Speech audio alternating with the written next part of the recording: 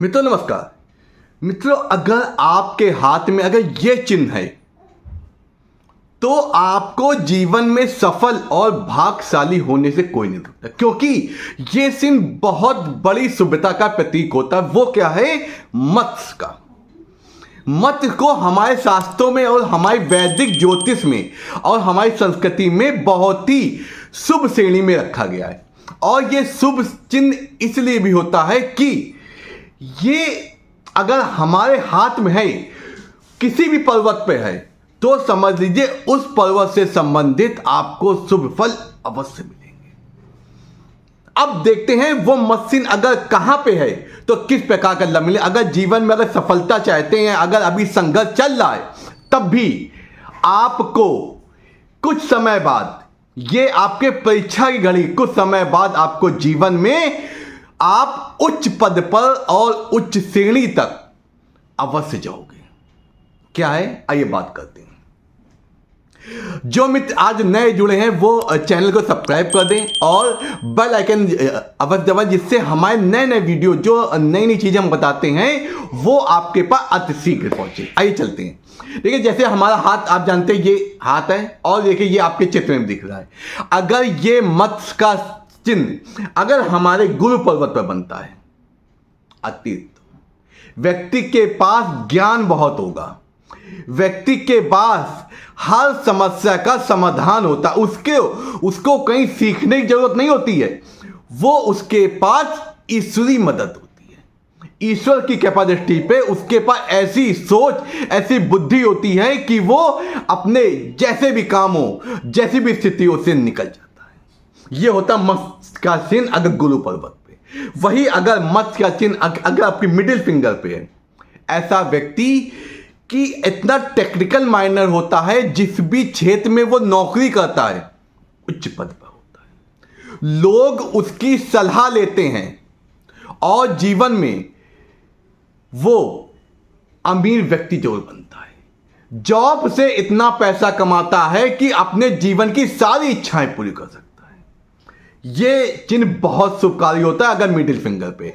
वही अगर सूर्य पर्वत पे हो, ऐसे व्यक्ति की सरकारी नौकरी या सरकारी माध्यम से पैसे की आवागमन बनी रहती है।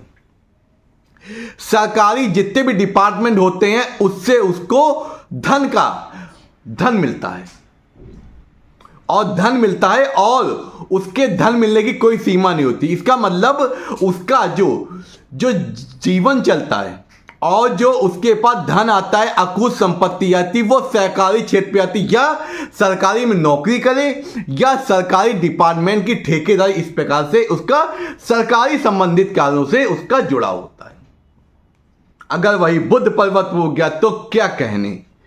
किस्मत जिस हाथ को छूता है, जिस चीज को छूता है, वो चीज स्वर्ण हो जाती है।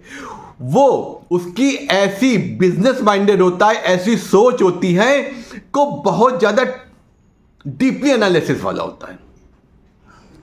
ऐसा व्यक्ति बिजनेस माइंडेड बहुत होता है। वो बिजनेस, ऐसे व्यक्ति को नौकरी नहीं करनी चाहिए। बिजनेस करने से उसको अपार सफलता मिलती है। एक साथ वो कई बिजनेस करता है।